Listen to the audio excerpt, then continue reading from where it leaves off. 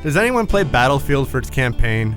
Yeah, I'm sure some of you might, but it's fair to say the franchise is propped up by its competitive offerings. Well, Visceral Games is trying to make an experience in which both aspects are worth playing. Hardline is a very different beast from the Battlefields that came before it, and seems much stronger for it. The modern military theme of the last few games has been cast aside in this newest installment. Hardline pits cops versus criminals, but it's not just a surface level swap. As you patrol the mean streets of Miami, you have some very difficult choices to make.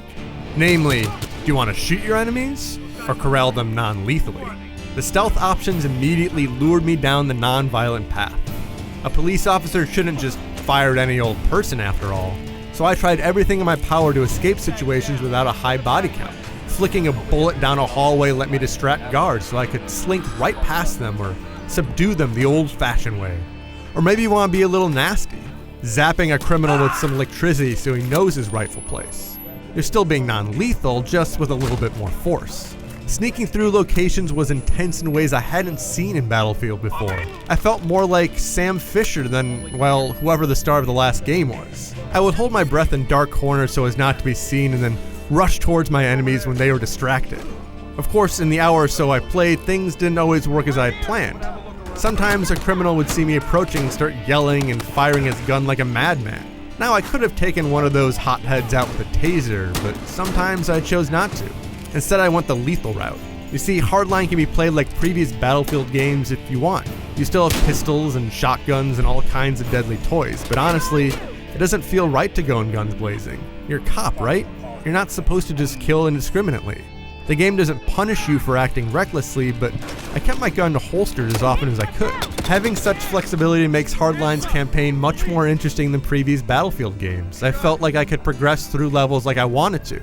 I used a grappling hook to sneak through an unlocked door on the second floor, or you could just use that same grappling hook to zipline right to the front door and shoot everyone inside. So Hardline is certainly more exciting than the last few games in the series, at least in the campaign. But what worried me going in was how it would feel to be a cop shooting criminals. The game is coming out after the events in Ferguson, Missouri, right? It's important to not glorify police brutality. While from what I've seen, it does a good job of being fun without being irresponsible. I liked having the choice in how I wanted to handle criminals. It would have made me feel dirty to just kill everyone. So I'm glad it's not only an option to play non-lethally, but it's enjoyable to do so.